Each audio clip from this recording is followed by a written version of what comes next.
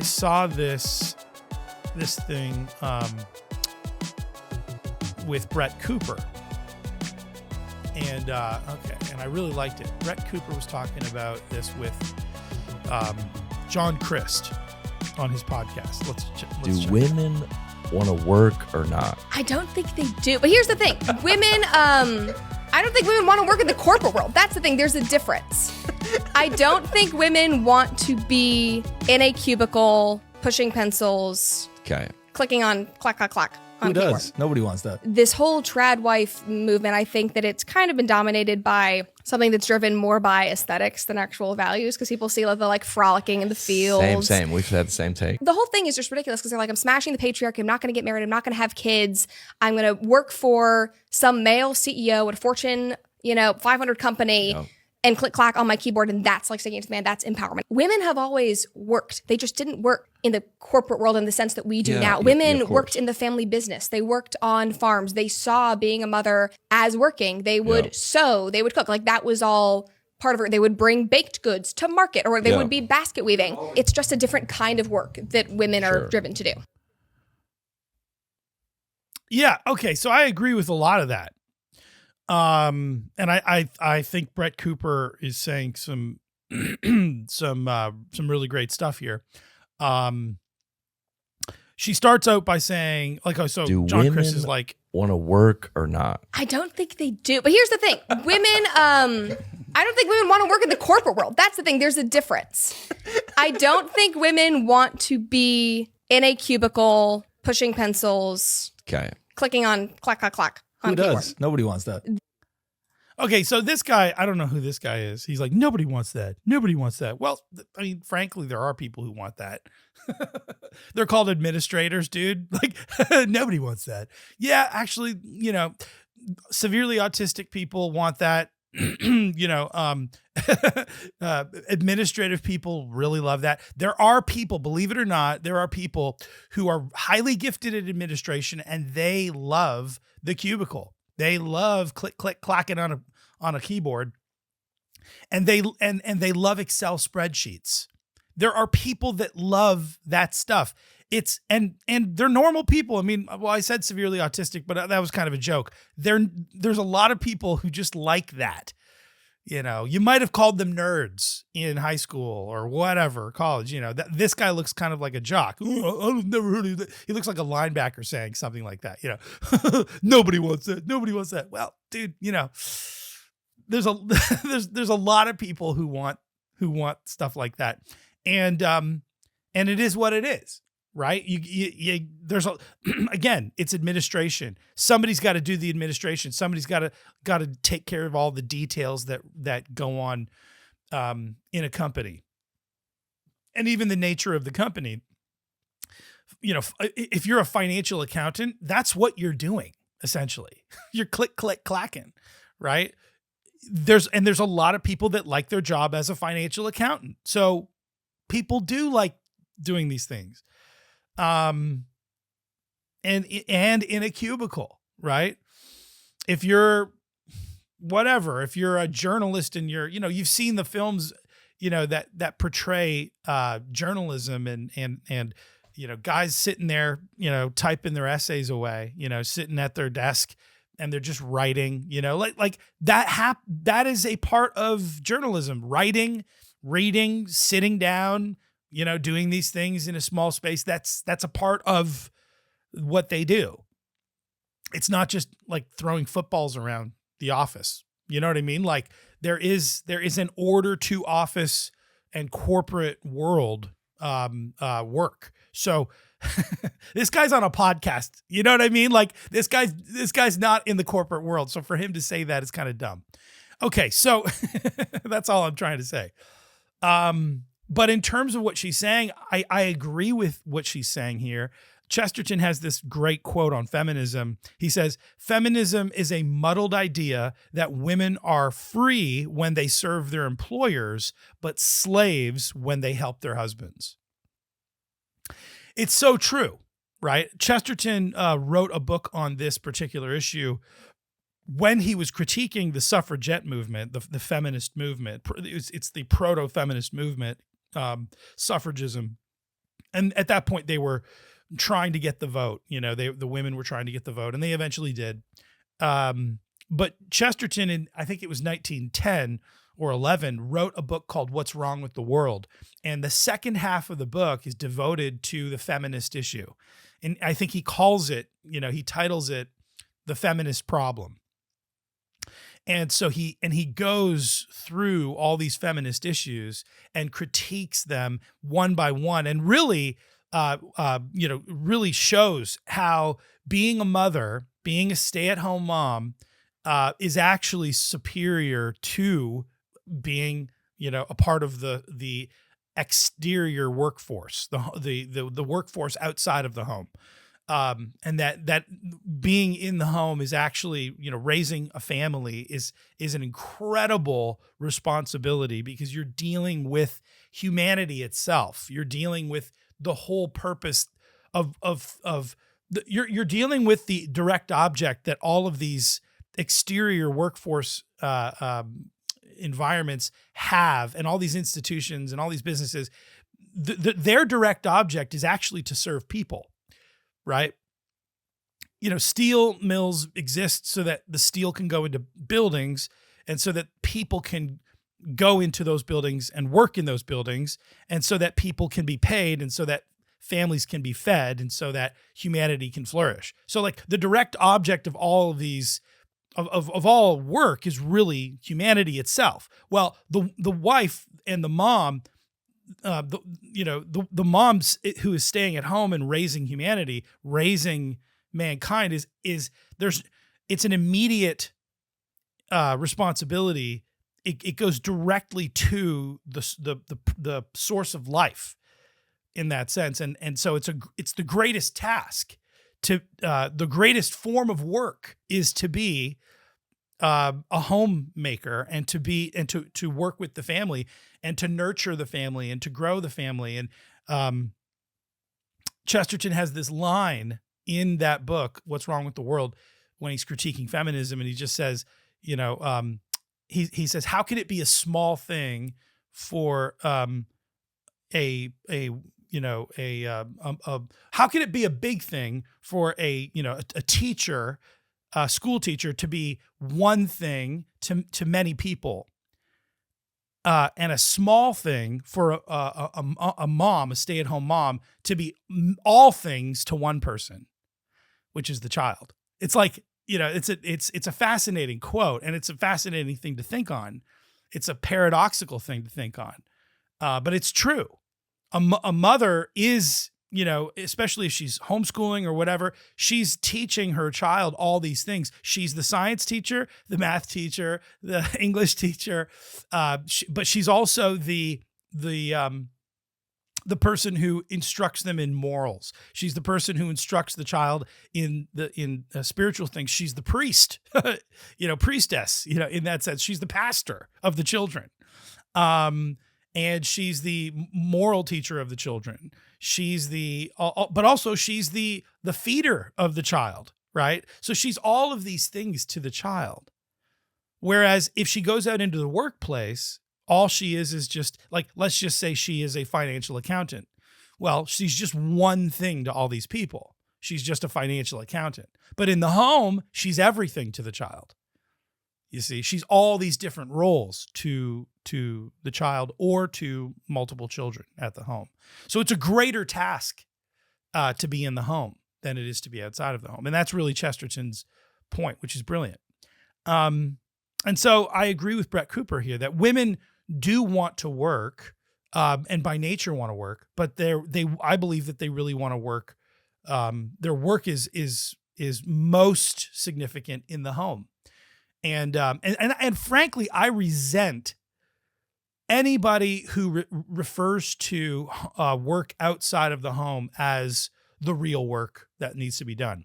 Or, I've seen the stats on this that, they'll say, I remember seeing this on TV, I forget who it was who said this, but it was, this journalist was saying, yeah, there's 95 million women in America that are not a part of the workforce. And it's like that loser who said that he is including women who are stay-at-home moms in that statistic. It's like, so those women who are working their butts off in the home to take care of the home, to take care of children, to take care of their husbands, to help their husbands, right? Those women are not a part of the workforce. It's just total nonsense. And really, it goes back to this Chesterton quote that feminism regards, when you have a feminist brain, and feminism is a state of mind. It's a mentality, right? It's a mindset that men can have just as much as women. But when people are pushing feminist propaganda, really they're kind of proving Chesterton's point that feminism it regards anything outside of the home, particularly corporate work to a boss, as freedom. But then when you're inside of the home and you're helping your husband to take care of the home, to take care of children, because you love your children and you love your husband, that's slavery. And again, that's just total nonsense, right? It's more in alignment with slavery to have a boss who can hire and fire you at will, and who really holds your paycheck over your head, and also the potential for destitution over your head, and who tells you what to do, in a very gruff, very terse, very demanding, commanding, domineering way, which is a lot of bosses, okay? In fact, I think that's even where the word boss comes from, to command people and tell them what to do in a sort of rough way, mean way.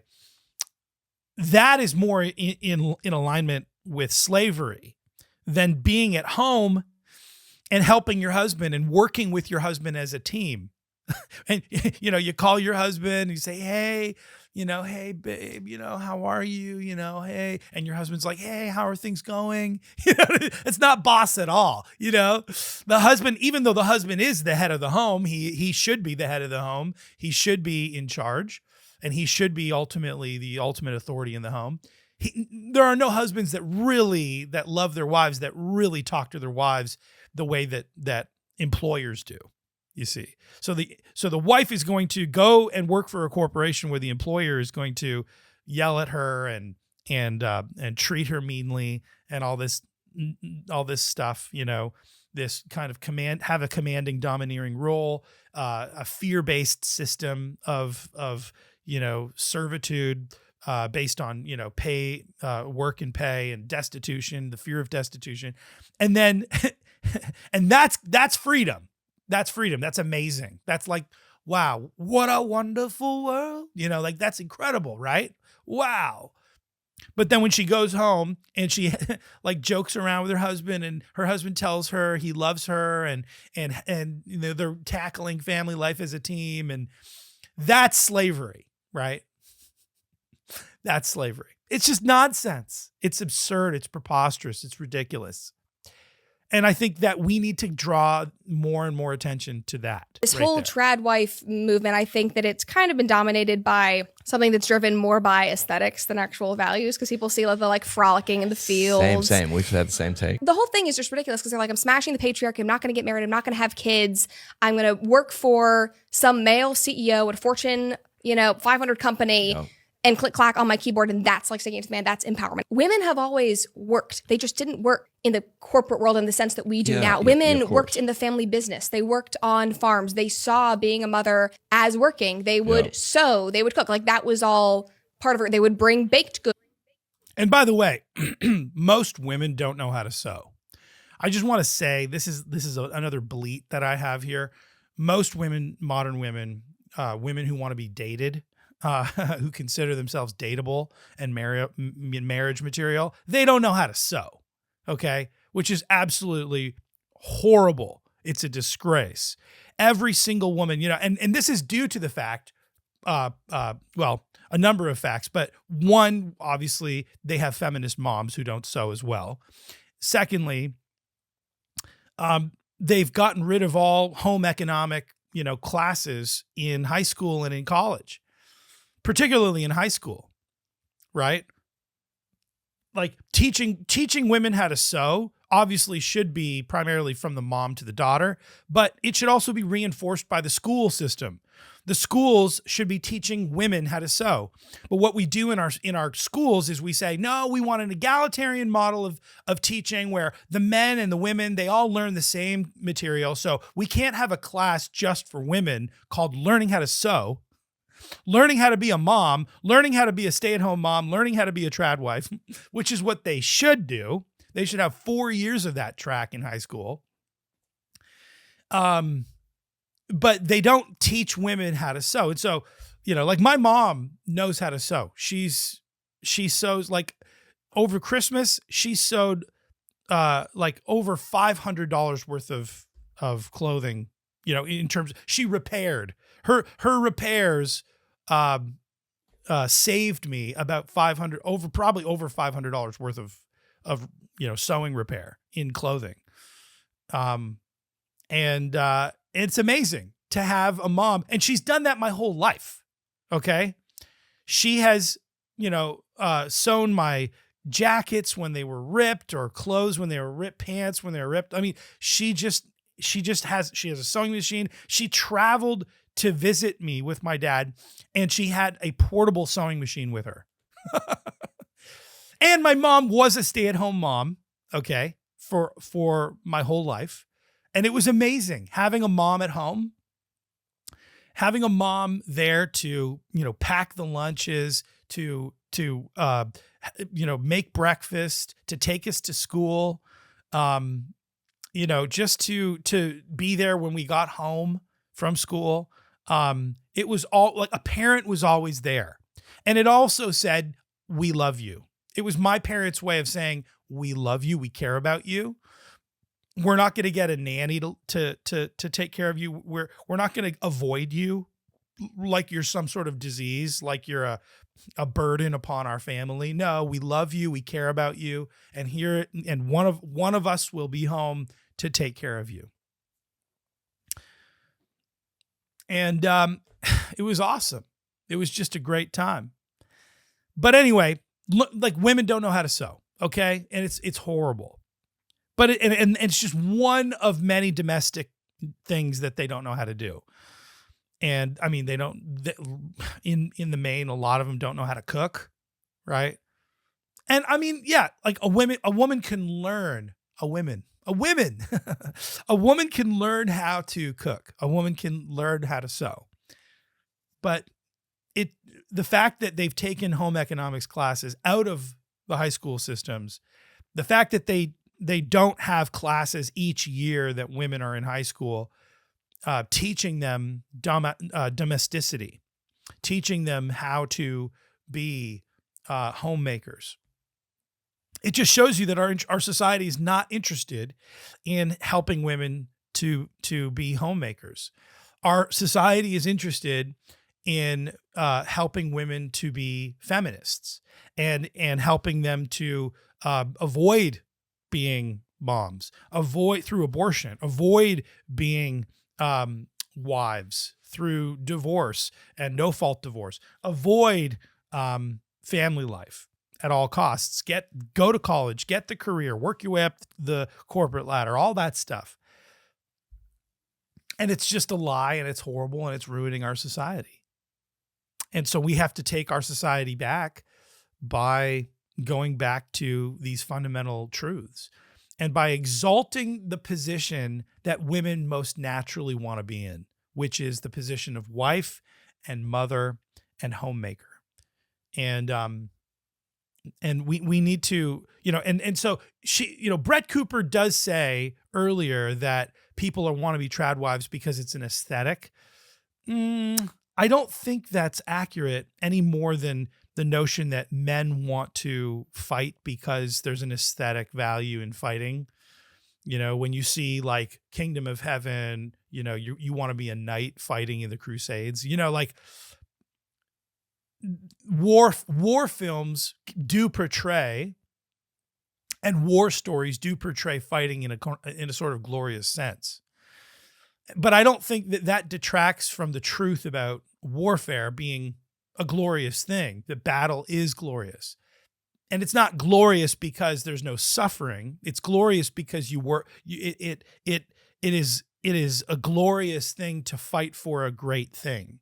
It is a glorious thing to fight for your nation. It's a glorious thing to defend the family. It's a glorious thing to die for a cause, to lay your life down as a martyr for a cause. It's a glorious thing to endure suffering for those causes, for those ideals. You see? So critiquing the Tradwife movement by saying, "Oh, it's just they're just like the aesthetics." No, the aesthetics are a part of encouraging us to endure the suffering that does go along with having to stay at home and forego a double income and no kids, particularly not having children. People who don't have children, they have a double income, they have massive amounts of money to kind of spend. And then when the children come, there's more sacrifices that need to be made. There's more suffering that takes place, but it's glorious. It's wonderful. And we should exalt that, and we should encourage the aesthetics to exalt that and to glorify the sacrifices that parents make, and to glorify being a mom and a stay-at-home mom and a working father and a father who's also caring and loving and sacrificial, self-sacrificial and patriarchal. We should encourage these things and glorify them, and it's not propaganda. It's actually truth, because there are, at the end of people's lives, who have sacrificed for their families and stayed at home and had large families and made all those sacrifices. They look back and it is a glory to them. They look back not with any sort of disgust or bitterness. They look back and they say, "Wow, that was amazing. Thank God for all the kids that I had. Thank God for the family that I had. Thank God that I endured the suffering. Thank God that those things took place, because this was worth it." And so anyway, I'm all for the aesthetic quality of Tradwives.